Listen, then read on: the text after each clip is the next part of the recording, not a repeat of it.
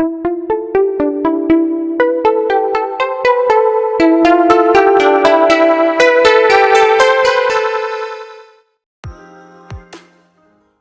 Friends, हूँ छूँ प्रतीक पटेल।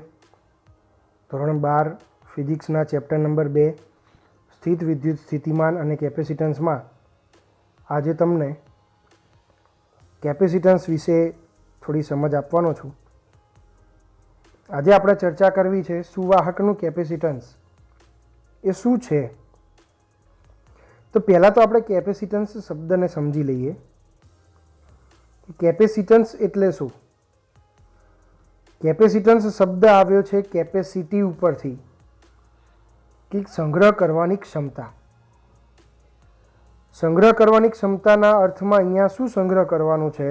તો કે આપણે વિદ્યુત ભારને સંગ્રહ કરવાનો છે।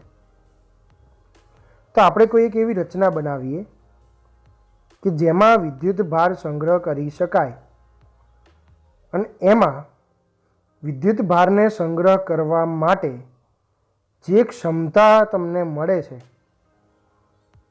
બરાબર, એ ક્ષમતાને આપણે શું કહીશું? કેપેસિટન્સ કહીશું। સૌથી પહેલું જ અહીંયા વાક્ય છે, વિદ્યુત ભાર સંગ્રહ કરવાની ક્ષમતાના માપને સુવાહકનું કેપેસિટન્સ કહે છે। હવે આપણે શું કરવું છે? ધારો કે આપણી પાસે એક વાહક ગોળો છે, જે આકૃતિમાં તમને બતાવ્યો છે। એ વાહક ગોળા ઉપર કોઈ વિદ્યુત ભાર, એટલે કે અહીંયા આપણે ઉદાહરણ તરીકે લઈએ ધન વિદ્યુત ભાર। એ ધન વિદ્યુત ભારને આપણે પ્રસ્થાપિત કરવો છે અથવા તો ગોઠવવો છે। તો આપણે અહીંયા આગળ એવું લઈએ કે વિદ્યુતની દ્રષ્ટિએ અલગ કરેલા વાહક ગોળાને, વિદ્યુતની દ્રષ્ટિએ અલગ કરેલા એટલે કેવું? તો કે એમાંથી કોઈ વિદ્યુત ભાર બહાર જઈ શકે કે અંદર આવી શકે એવી ગોઠવણી નથી કરવાની।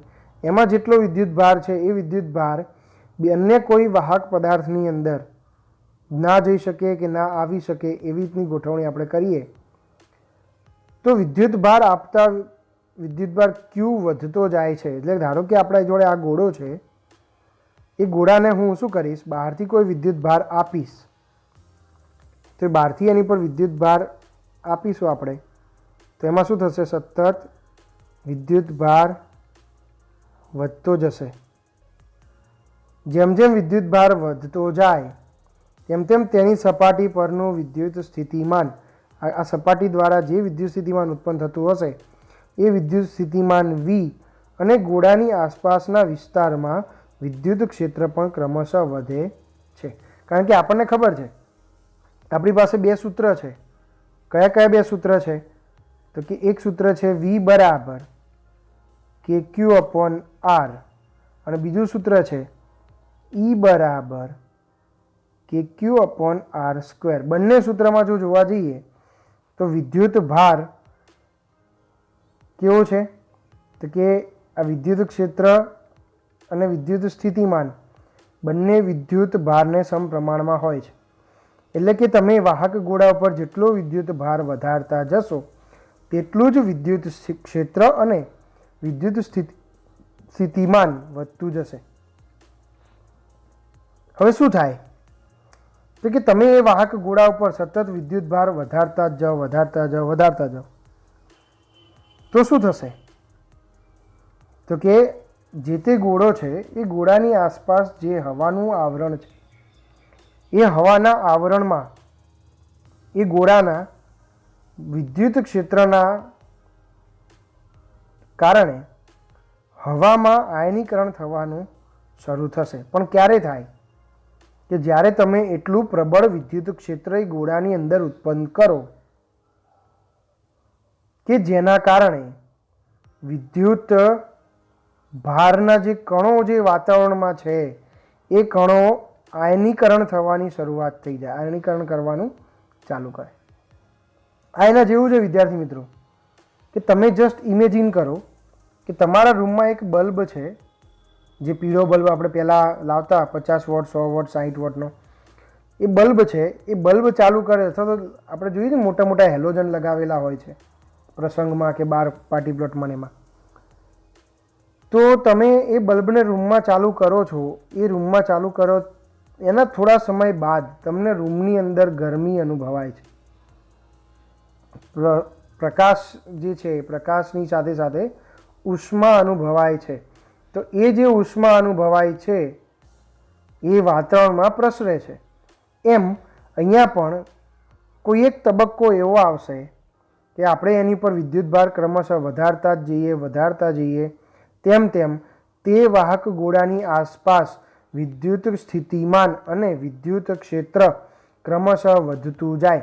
અને એ વધતું જાય ત્યારે કોઈ એક તબક્કે, આમાં ખાસ ધ્યાન રાખજો, કોઈ એક તબક્કે વિદ્યુત ક્ષેત્ર ગોળાની આસપાસની હવાના કણોનું આયનીકરણ કરવા જેટલું પ્રબળ થઈ જાય છે, જેથી કરીને ગોળા પરના વિદ્યુત ભાર હવામાંથી વહન પામવાની શરૂઆત થાય છે અને હવાનો અવાહકતાનો ગુણધર્મ પડી ભાગે છે. બાકી હવામાં વિદ્યુત ભાર છે એ જઈ શકતા નથી, પરંતુ એ ગોળા ઉપર વિદ્યુત ક્ષેત્ર એટલું પ્રબળ થઈ ગયું કે જેને કારણે હવાનો અવાહકતાનો ગુણધર્મ પડી ભાગ્યો અને હવાનો અવાહકતાનો ગુણધર્મ પડી ભાગ્યો. આ અસરને આપણે ડાઇઇલેક્ટ્રિક બ્રેકડાઉન કહીએ છીએ. આ અસરને આપણે શું કહીએ છીએ? Dielectric breakdown. હવે આ ડાઇલેક્ટ્રિક બ્રેકડાઉન છે એના કારણે શું થાય છે?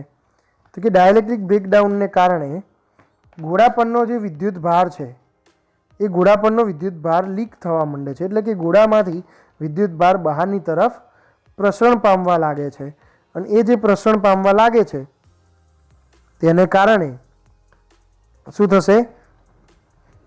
વિદ્યુત ભાર સંગ્રહ થઈ શકતો નથી.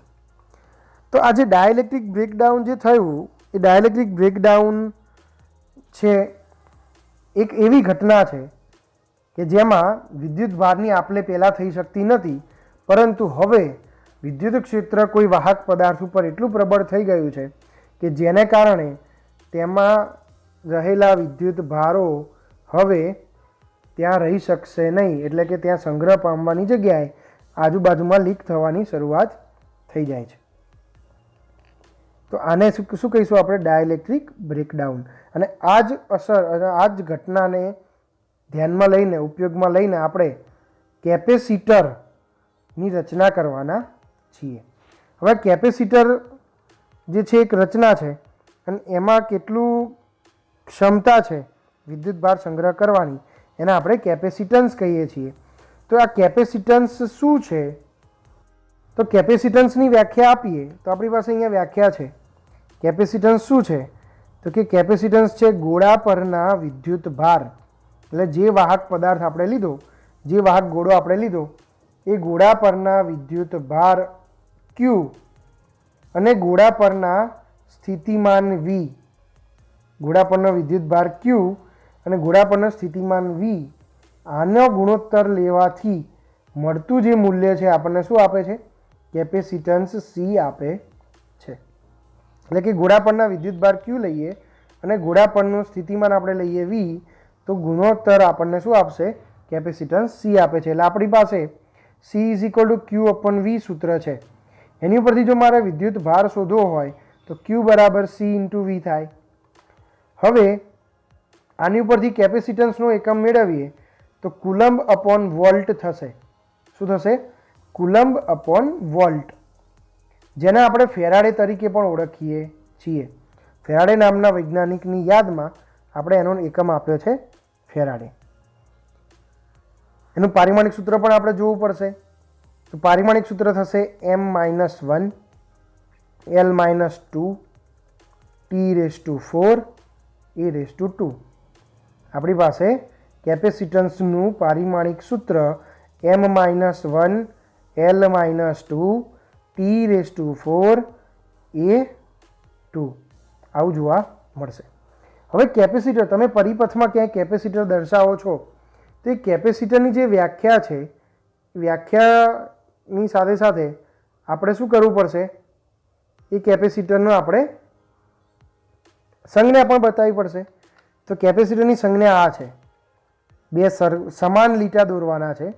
બે સમાન લીટા દોરો અને એને આ બાજુ જોડી દો તો આ એક પ્લેટ ગણાશે અને આ બીજી પ્લેટ ગણાશે, જેને આપણે કેપેસિટર તરીકે ઓળખીએ છીએ. જો આ બંને પાંખિયા નાના મોટા કર્યા તો એ બેટરી થઈ જશે, કેપેસિટર ગણાશે નહીં, તો એ તમારે પરિપથ ખોટો પડશે, પરિપથના માર્ક્સ જશે. એટલે ખાસ સંજ્ઞામાં ધ્યાન રાખવાનું છે. પરંતુ જો તમને આ જ સંજ્ઞાની ઉપર આવી રીતે તીર આપેલું હોય, બરાબર, તો એ તીર દર્શાવે છે કે કેપેસિટર ચલિત કેપેસિટર છે.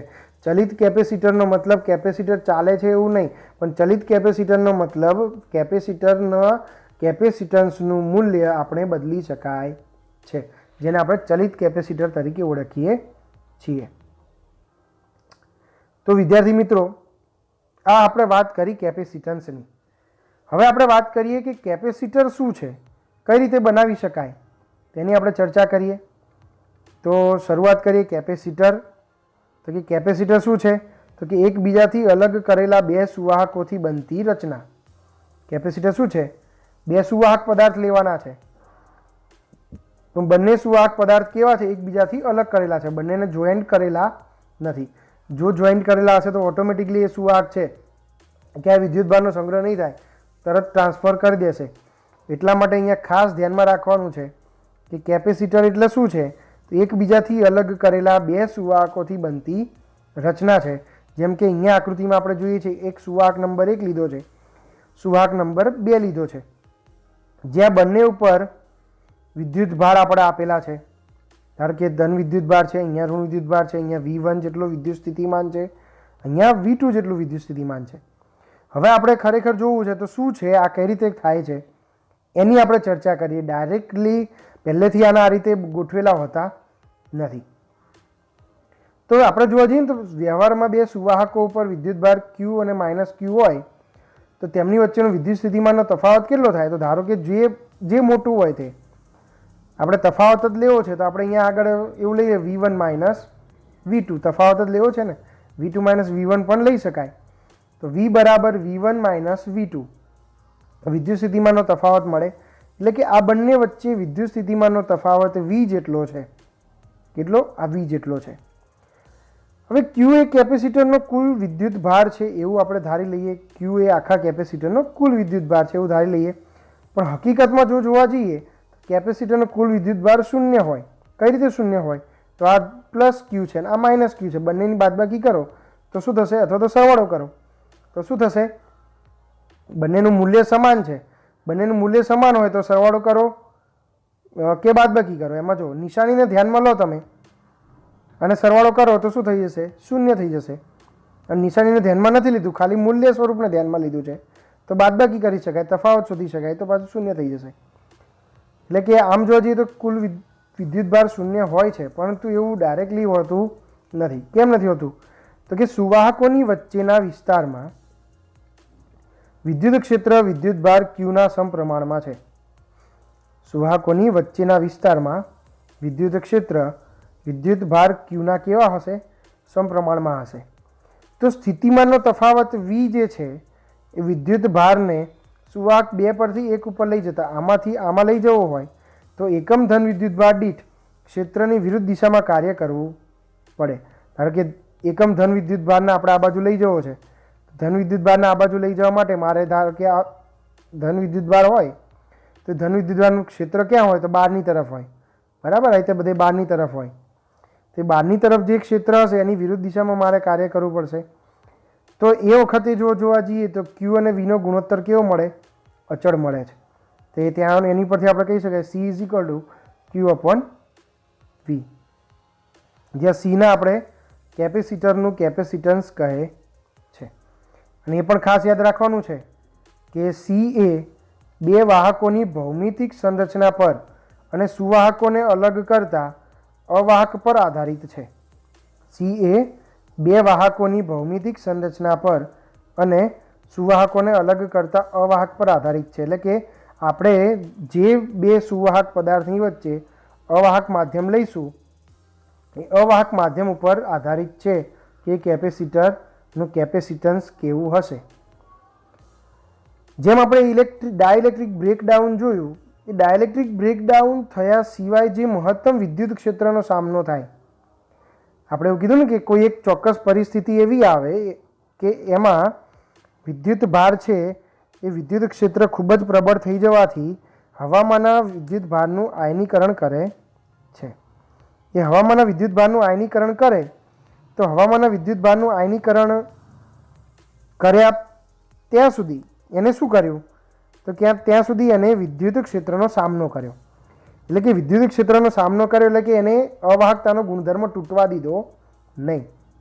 તો ક્યાં સુધી ડાયલેક્ટ્રિક માધ્યમ ક્યાં સુધી અવાહકતાનો ગુણધર્મ તૂટવા દેતો નથી ત્યાં સુધી એની શું કહેવાય? સ્ટ્રેન્થ કહેવાય. કે એ કેટલું ડાયલેક્ટ્રિક માધ્યમ મજબૂત છે, એની સ્ટ્રેન્થ કેટલી છે. તો એને કેવી રીતે ખબર પડે કે ક્યાં સુધી એને તૂટવા નથી દેતું? તો કે ડાયલેક્ટ્રિક માધ્યમ બ્રેકડાઉન થયા સિવાય જે મહત્તમ વિદ્યુત ક્ષેત્રનો સામનો કરી શકે તેને ડાયલેક્ટ્રિક સ્ટ્રેન્થ કહે છે. બરાબર. અને હવા માટે ડાયલેક્ટ્રિક સ્ટ્રેન્થ જે છે એનું મૂલ્ય આપણી પાસે છે. બરાબર. એ હું અહીંયા તમને બતાવું છું. હવા માટે ડાયલેક્ટ્રિક સ્ટ્રેન્થ કેટલી છે? તો એ છે આપણી પાસે 3 ગુણ્યા 10⁶ વોલ્ટ પર મીટર. ધ્યાન રાખજો, આ MCQમાં 1 માર્ક્સની અંદર પૂછી શકાય એવું છે. 3 ગુણ્યા 10⁶ વોલ્ટ પર મીટર.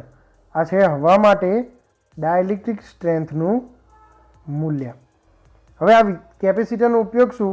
તો કે કેપેસિટર આપણા માટે વિદ્યુતભારનો સંગ્રહ કરી શકે છે અને સાથે સાથે ઘણા એવા ઓલ્ટરનેટિંગ કરંટ AC પરિપથો જે છે એ AC પરિપથોના કોઈ એક ઘટક તરીકે પણ આ ઉપયોગી છે. તો વિદ્યાર્થી મિત્રો, હવે આપણે ચેપ્ટર નંબર 2માં કેપેસિટન્સ વિશે અને કેપેસિટર વિશે બધું ભણવાના છીએ. સૌપ્રથમ આપણે કેપેસિટન્સનું સૂત્ર સાબિત કરીશું. એ કેપેસિટન્સનું સૂત્ર સાબિત કર્યા પછી કેપેસિટરને અલગ અલગ રીતે કઈ રીતે જોડી શકાય એની ચર્ચા કરીશું અને એમાંથી ઉર્જા પણ કેવી રીતે મેળવી શકાય, સંગ્રહ કઈ રીતે કરી શકાય એની પણ ચર્ચા આગળ કરીશું.